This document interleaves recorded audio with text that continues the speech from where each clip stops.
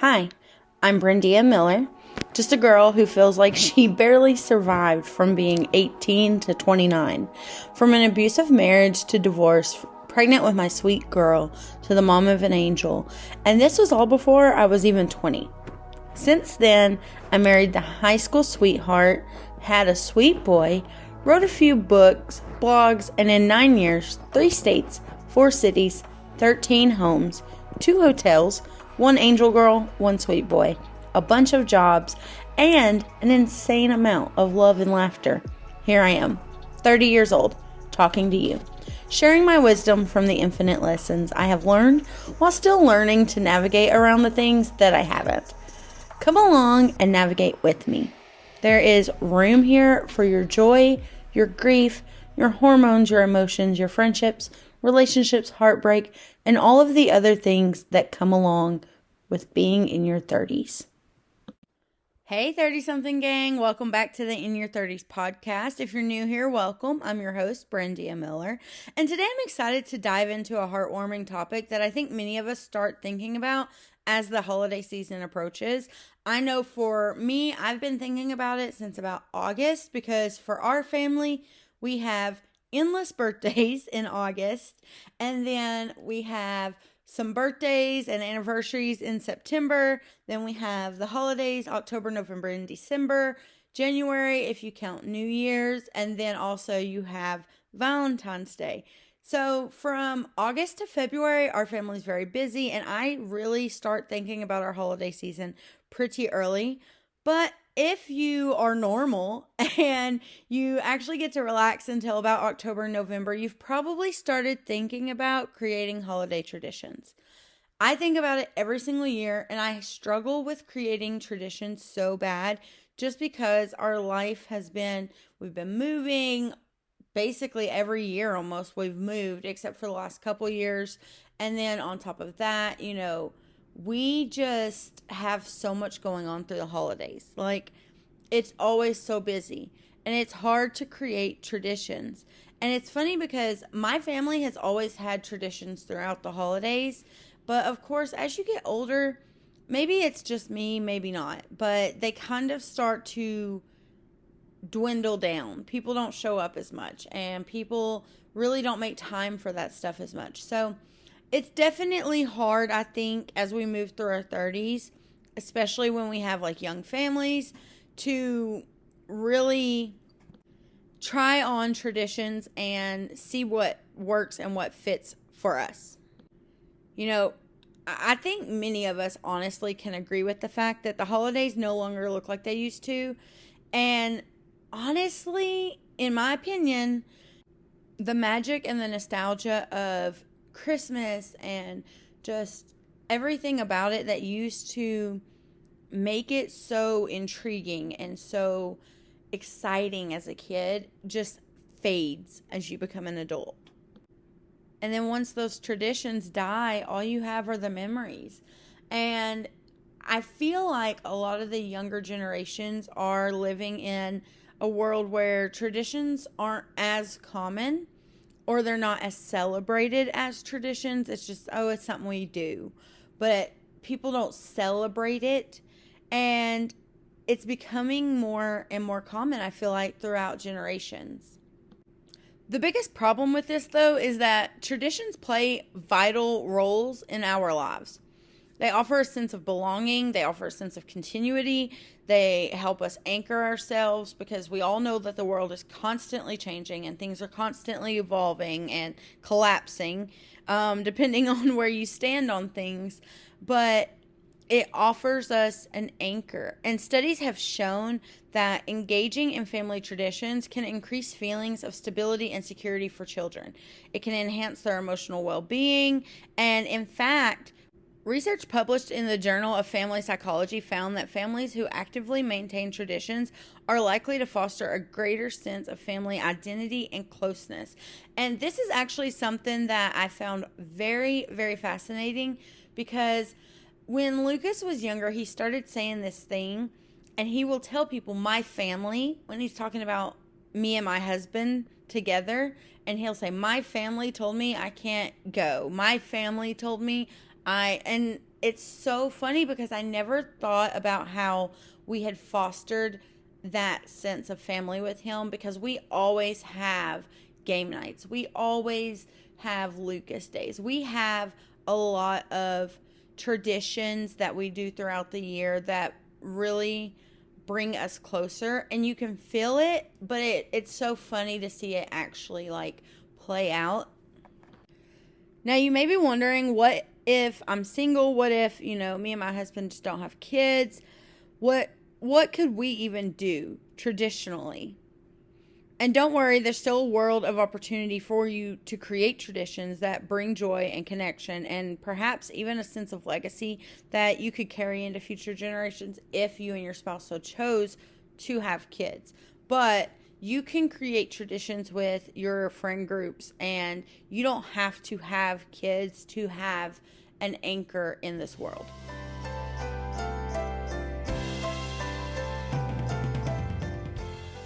Okay, so let's start with our list for our single people, or our people in a relationship who currently don't have kids or don't really ever plan on having kids.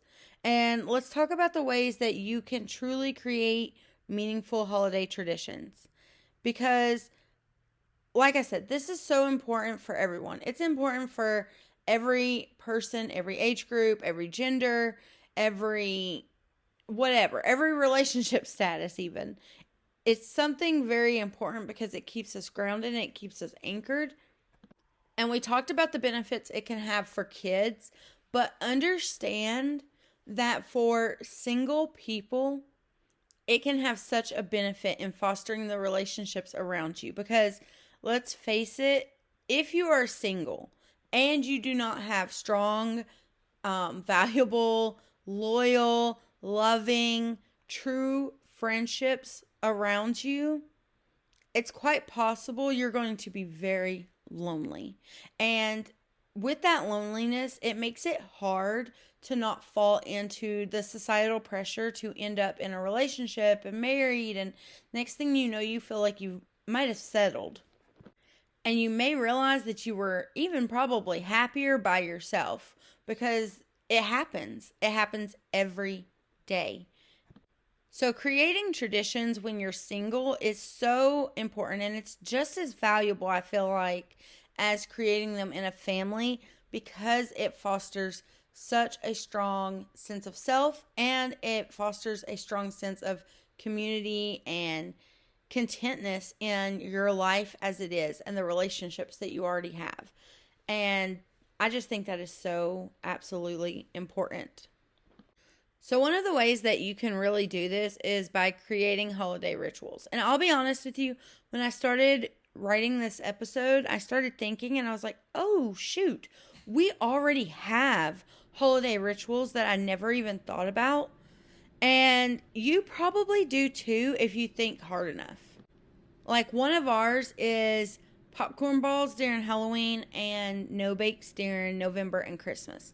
No bakes aren't good any time of the year besides this time. I mean, they're good, but they just don't taste right.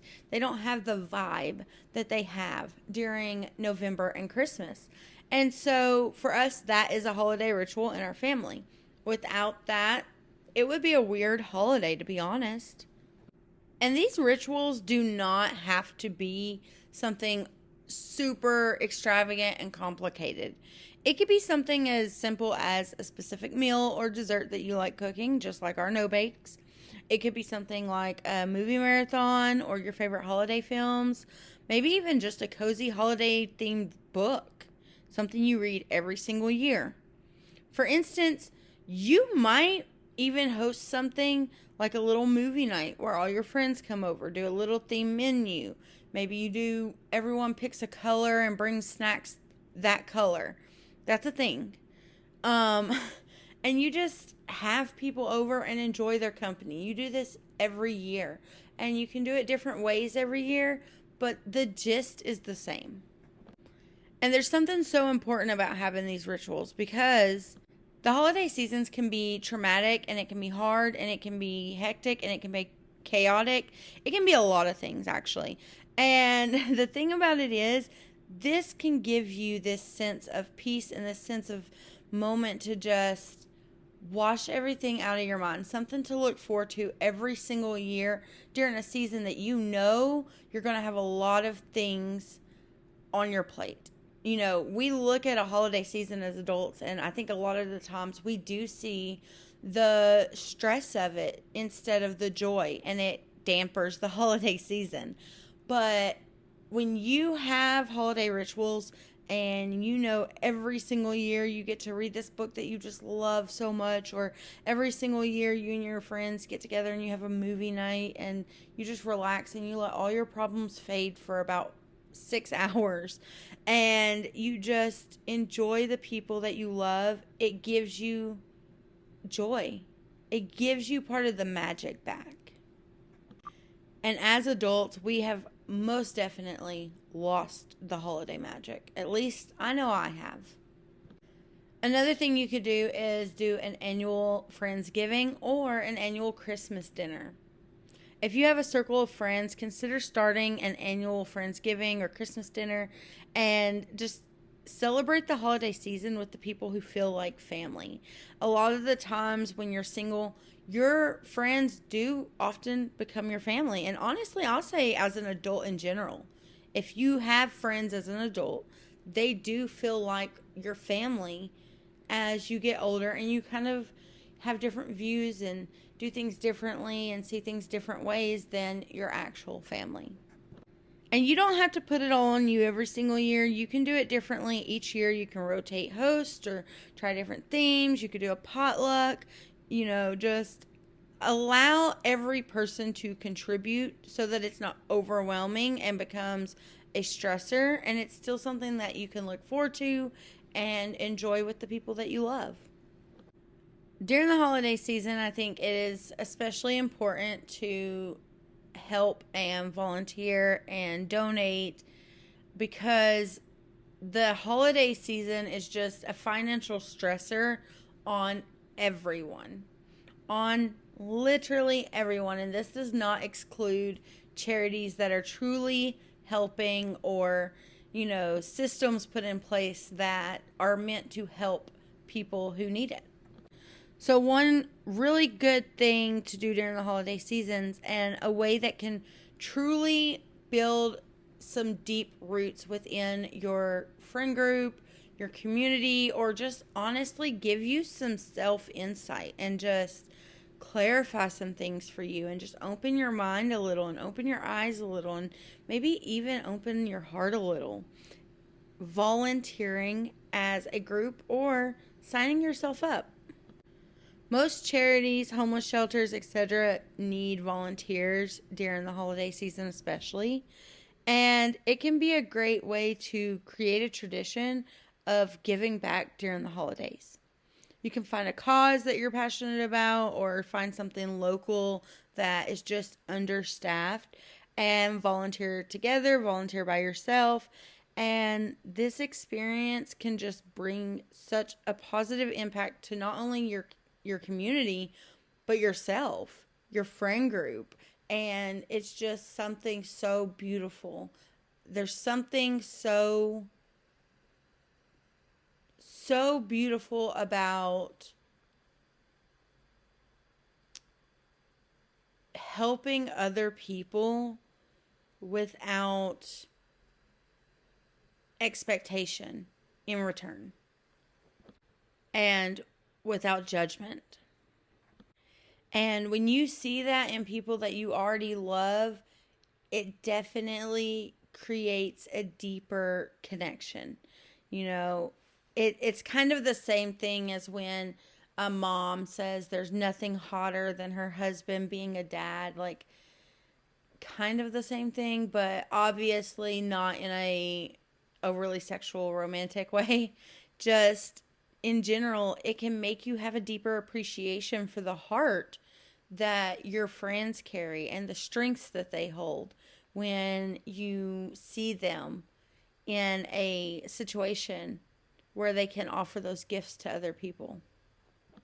Now, after you've done your volunteering, you can go ahead, hop a flight, and find somewhere to go. You and your friends can go on a holiday destination, or as a single woman, male, whatever, you can find somewhere and go. One thing that we want to do is we want to go on a cruise during the holidays. We love cruising. I think it's great. It's all inclusive. There's always something to do. The cruise ship is usually just decked out in decor. We went during Halloween season and it was phenomenal. It was a party all the time.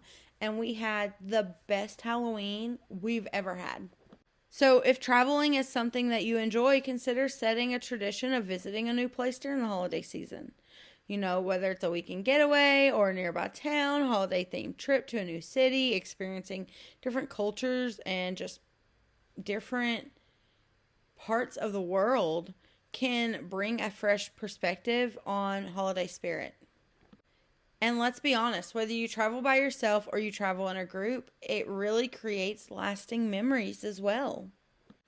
You can learn a lot about somebody by traveling with them, and you can learn a lot about yourself by taking time to rest and do something you enjoy and use that time to reflect and just kind of drop your problems at the sitter until you get back.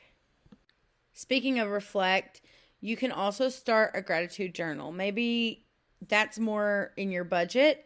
Look, I get it. So maybe you can use this holiday season as an opportunity to reflect on what you're grateful for. You can make this an annual journal and each year write down your reflections and then revisit them.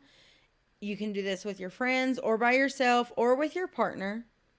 And you can just revisit them every year when you're writing down your new goals. This practice can cultivate a mindset of gratitude, but it can also give you a collection of cherished memories to look back on from past years. And it's so easy to get swept up in what's going on now and forget moments that really taught us that happened, and moments we should be truly grateful for. And we forget as time goes on and that moment and that memory fades in our mind of how grateful we should be for that until it comes up again. And this is a good reminder to keep that gratefulness of situations and things that have happened in your life in the forefront. So another good thing that I think you can do is personal growth activities. Now, you can do this as a single person or a group, but the holiday season is such a great time to reflect and set intentions for the coming year. And you can establish a tradition of setting personal goals with your friends or doing like a vision board party. I think vision board parties are fantastic. And this really can encourage growth, and it can become a meaningful ritual that you can share with your friends every year. You can also, however, do this on your own. If you're single, you can take a retreat. You can take a weekend and do personal growth and self-reflection activities for yourself to work on yourself. Because I know personally, I have noticed in the past year a lot of things that I really need to work on, and some things that I just kind of let slip by while I was working on other things. And one of the things that I do want to do this year is really focus on my personal growth as a person, not as a wife, not as a mom, but just as a person.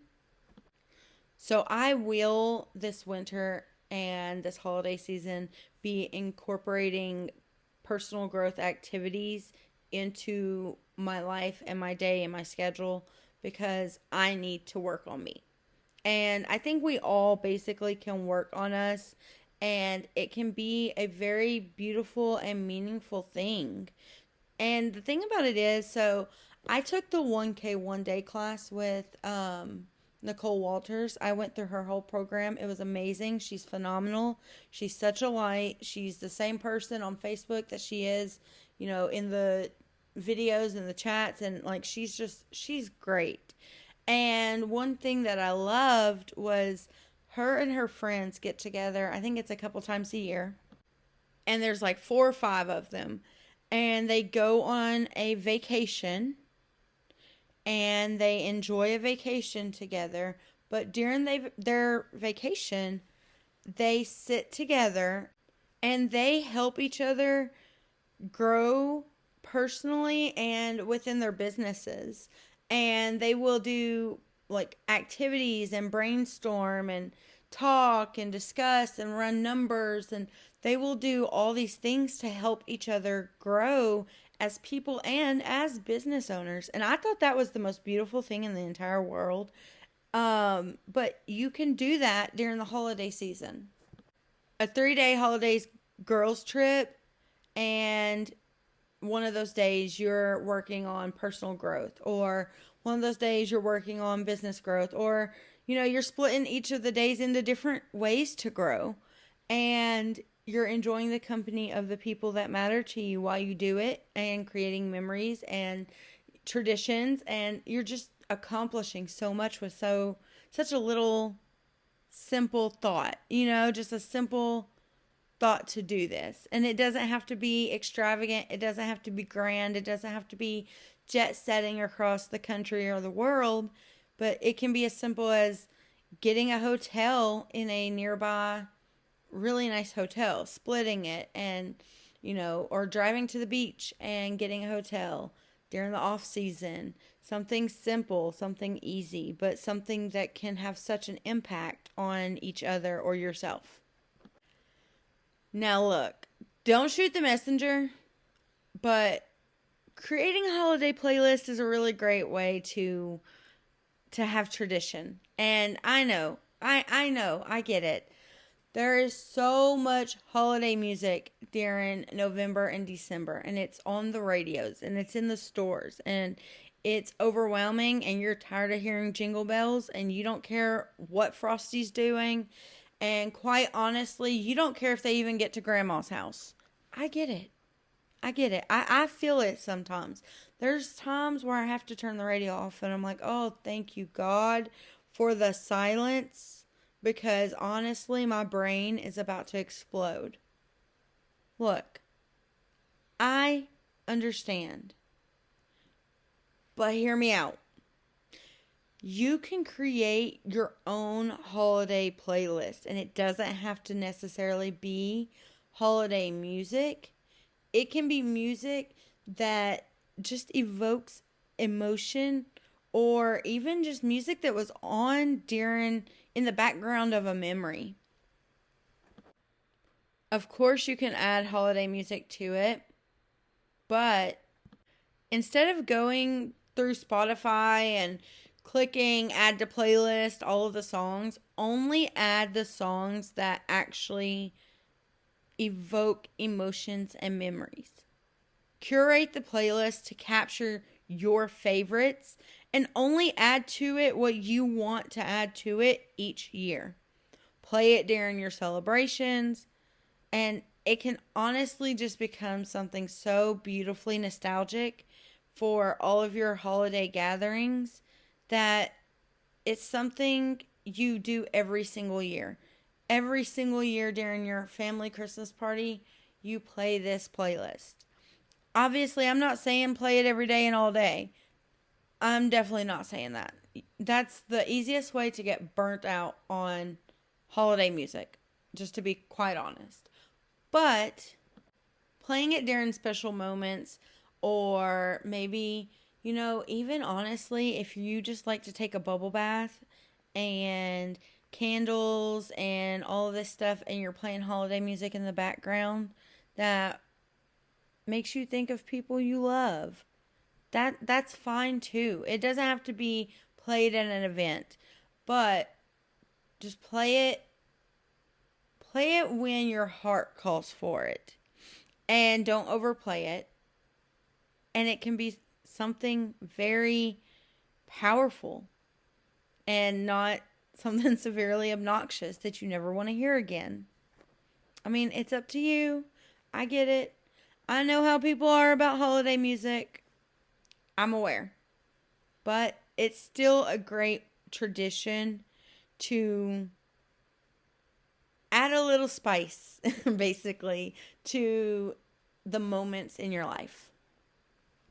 Now let's explore some ways that we can craft new traditions into our families with our littles, and also ways that we can adapt the old ones to fit our family's unique style.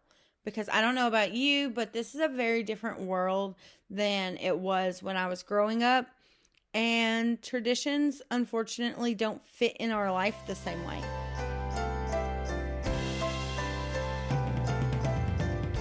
Okay, so first let's discuss the significance of traditions, because they don't just create cherished memories. I know most people, that's what it's about, the memories. It's about the memories. And it is. Don't get me wrong. That is very important. But traditions also help to instill values in our children. And it offers a framework for how they interact with the world. Now, again, traditions do not have to be complicated. They can be simple. It can be something as simple as a specific meal. It can be something as elaborate as a week-long celebration. The key is that it resonates with your family, that it's something that brings your family joy and that can bring your family closer together instead of creating division. One thing you can do is start a holiday advent calendar. Instead of a store-bought one, why not just create your own? And then each day it could feature a small activity for your family. Maybe it's a family outing or a fun craft, but just something simple, something easy. One day could be a family movie night. Every family loves movie nights. You get a little popcorn, let the kids pick a Christmas movie, some hot cocoa, maybe even some candy. I'm just saying. And, just have a night of it. Just enjoy each other's company, cuddle up on the couch, or make a pallet or a fort and enjoy a Christmas movie.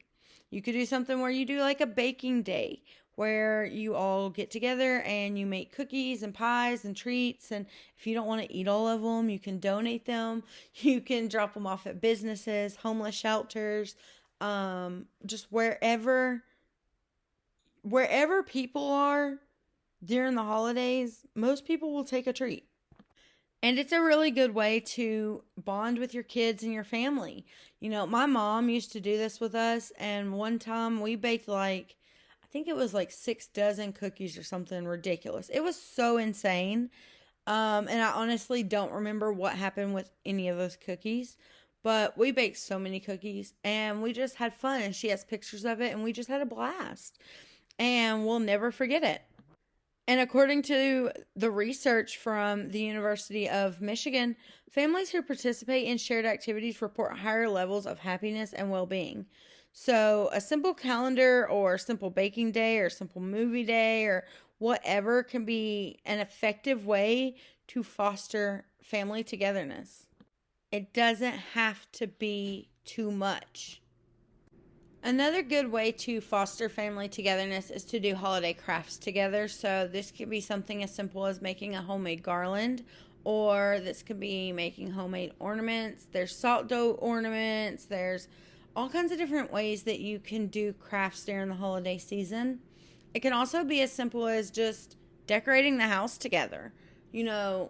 Getting the Christmas decorations out and putting it all together and putting it all up together as a family when you have older kids can be a fun way to help incorporate them into the holidays, make them feel included, and make them feel like their opinions and their ideas matter, basically. The tree doesn't always have to have the same decorations on it, or certain things don't always have to be in the same spot, or they can be if that's the way that your child likes it and that's the way that brings them comfort during the holiday season. So these are also great ways that you can create a family togetherness for parents of older kids during the holiday season. Another way is host a potluck with your friends and your family. Now, you can include your extended family. It could just be your family in your home. You can invite your friends over, invite your kids' friends over, whatever the case may be, and just have everyone bring a meal. Their favorite holiday dish is fine, and just enjoy a dinner with different flavors and different, conversation, and celebrate every person. Sharing food is such a powerful way to bond, and it allows you to expand your culinary horizons, but it also allows you to celebrate people's strengths and people's culinary talents or cultures or just different ways to experience your friends and get to know them better. Now, one thing I always love from holiday movies is they always read their kids a book. And I love that. I think incorporating storytelling is such a beautiful tradition that connects generations from generations. You know, like just reading the same book every single year. My dad read it to me, his dad read it to him, like that sort of thing.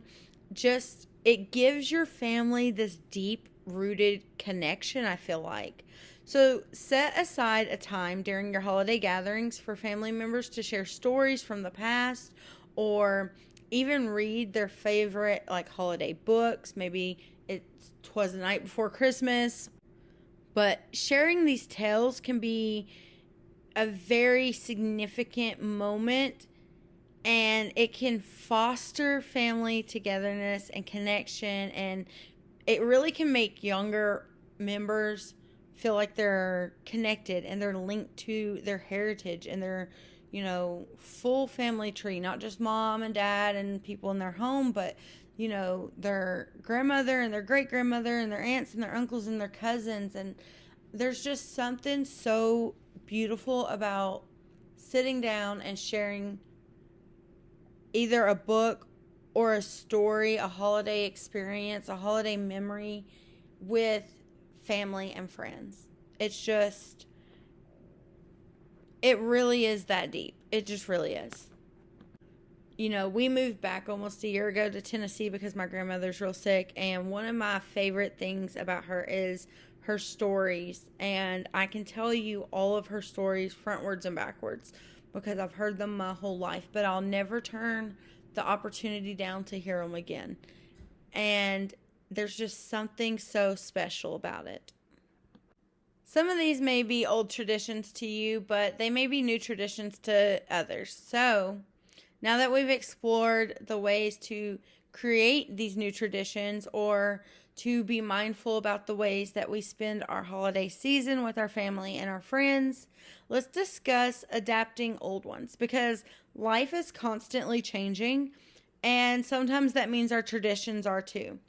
I know in years past, we used to have very strong family traditions for Christmas, for the holidays, and our whole family would show up, and they would come in from different states and different parts of the state, and we would all get together, and it was glorious. And as time has went on, less and less people showed, people have died, and now that tradition in our family actually has died completely. We no longer go to my great aunt Pauline's at 4 or 5 o'clock in the morning on Christmas because she's gone. Nobody else wants to do it. Nobody wants to come in, and it's a dead tradition. And so as life changes, sometimes so do our traditions, and we have to adapt. So how exactly do we do that? One of the ways that many of us can simplify and adapt our holiday traditions is we can simplify gift giving.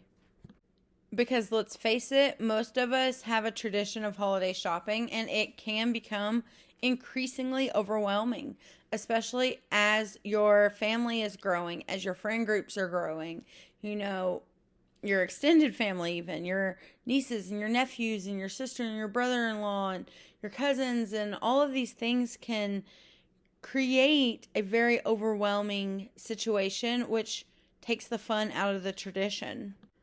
So how do we simplify this process and this tradition of gift giving to better fit the size of our family, our budget, etc., etc.?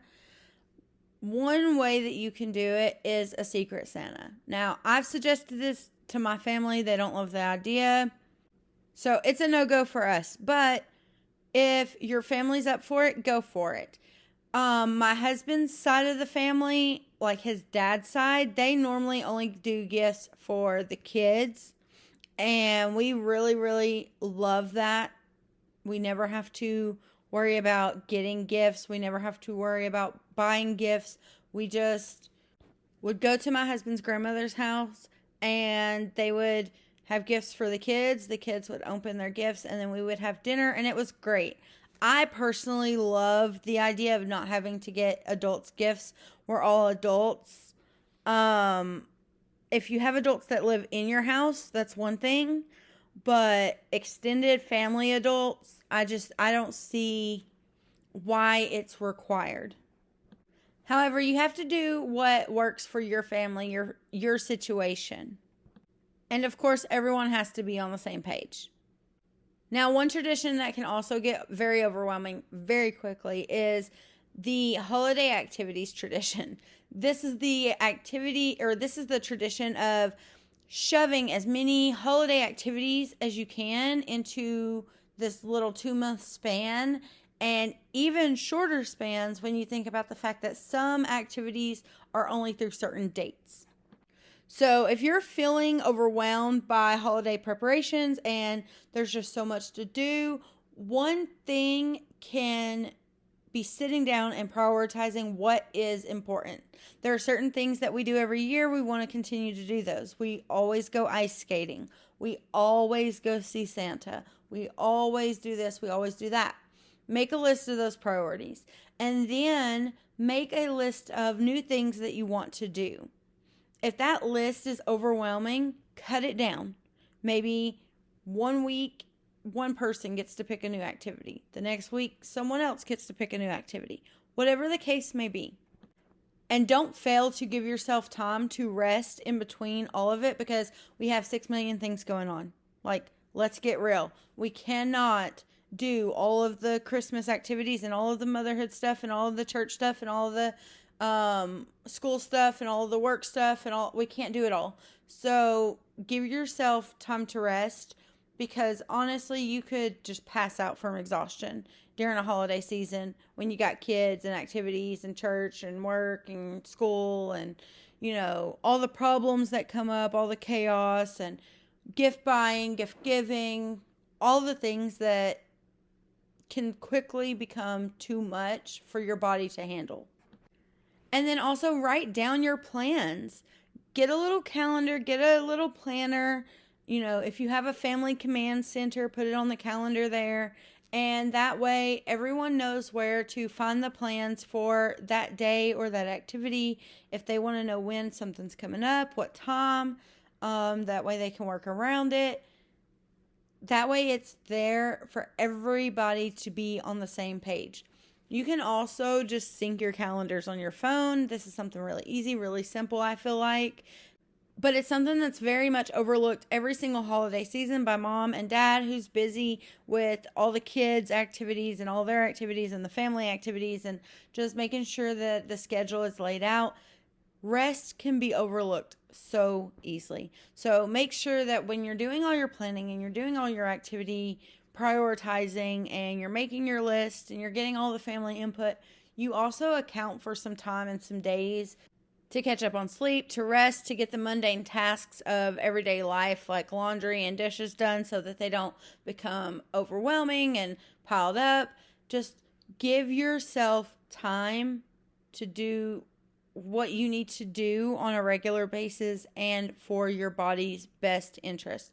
Because if your body gives out, you're not going to make it to all your activities. You're going to be at the hospital. So it's up to you.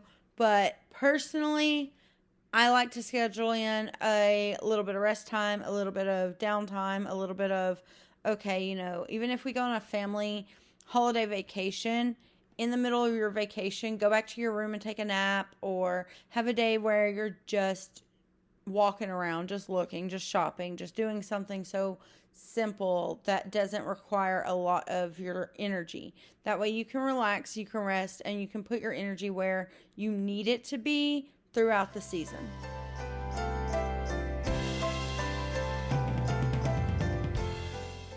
Now, as we wrap up, I want to emphasize that the most important thing about creating and maintaining traditions is the connections that they foster within your family, within yourself, within your marriage, and within your friend group. It's about building a sense of identity and belonging, not just for your children, but for everybody involved. Before we finish, I'd love to hear from you. What are some of your favorite holiday traditions? How have you started or adapted them in your family? Feel free to reach out and leave a comment on this episode. And I will see you guys next time. Thank you so much for joining me on this episode of In Your 30s. And if you enjoyed the show, please share it with a friend. Don't forget to subscribe for more discussions about navigating life in your 30s. And until next time, keep creating those magical moments with your loved ones.